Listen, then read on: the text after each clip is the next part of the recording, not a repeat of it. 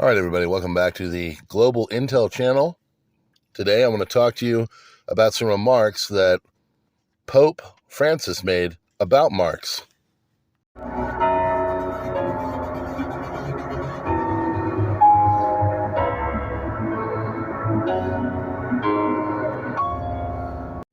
All right, everybody, thanks for being here. Looks like a nice little growth going on at the channel. Tell the cool kids about it. Remember the rules, and basically, I appreciate you being here. Hit the like button, engage, and do all of those things. They're all important. So, I get an alert today that basically says that Pope Francis says that Christianity should embrace more Marxist, undertones, or there should be a bridging of the gap. I think the word bridge came up. And this isn't going to be, a philosophical Christian thing. But what I do know is that I've taught Marx. I've read Das Kapital, and I had to do extensive Marxism when I was doing my political science degree. And so what I know is that there is an incongruent intersection. It doesn't work between Christianity and communism, Marxism. Why? Well, first and foremost, Marxism, communism is godless. It is atheistic in view, and it also is based on conflict. If you know the basic conflicts of it, Marxist conflict theory, the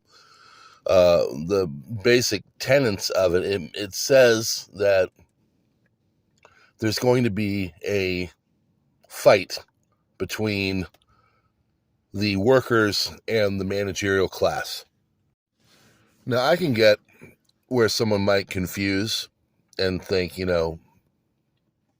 Christ in the temple tipping over the money changers' tables and things like that. And I'm definitely not as up on the ability to read and analyze scripture as the Pope, but I can assure you he is not as up on the analysis of Marxism as I had to do, because I had to do it for my degree. It's a staple in political science. It's a base, and we kind of go from there.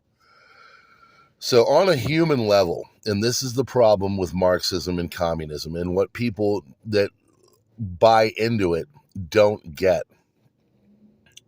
The only way to get everybody on board is to subjugate them, to enslave them. There's never going to be 100% of the people that are going to be on board with Marxism. Human beings desire. That is in our core functioning, our DNA. We always want to get better. We want more. Okay? You cannot curtail that. You cannot curb that desire. And eventually that incongruent thing comes, and then from there, the subjugation has to happen. Now, what does that look like? Well, we've seen it in the 20th century. This is what happened with Maoism. This is what happened with Stalin and Leninism. You eventually get to a point where there's factions in your population that will never sign on, never be on board. And the only way to get them on board is to eradicate them or cripple them so badly that that's the only thing that's left. Now, I'm sure someone will say, well, that's what Christianity did with, missions in the 16th century and yada, yada, and go back and cite that. I'm not going back to where that was. I'm talking about human beings right here, right now. Okay? And as it stands right now, modern Christian doctrine is not by promotion, but attraction, essentially, as they say in Alcoholics Anonymous. Are there people going out and trying to convert people and doing missionary work? Absolutely. But are they doing it at the butt and the barrel of a gun? No, they're not. So eventually it gets to that point with Marxism. You have to use the barrel of a gun to get people on board. This is why so many tens of millions of people in the 20th century died, and it will happen again. You cannot have atheism, and Marxism coincide with Christianity. It is absolutely incongruent. And so for the Pope to come in and say this, I mean, clearly at this point, anyone who thinks that the Pope is a person that is trying to head the billion Catholics in the world through scripture and not some kind of a political proxy and ideology. I mean, I hate to break it to you, but that's just not the facts. The fact that he would come with Marxism and communism as some kind of a way to combine in a super political religious structure with Christianity, it just doesn't work. And it never will. So I think we're at a point now. It's great that this came out, I think, and you're going to see a real riff in the Catholic Church. The story I read was through the Catholic Register.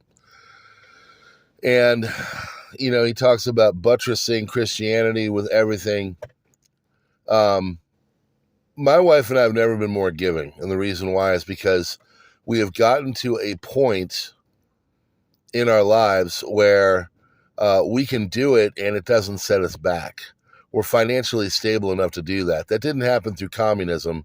That happened through capitalism and working our tails off. It was not privilege that did that. It was a work ethic and completion and achievement and wanting more and reading more and getting multiple degrees.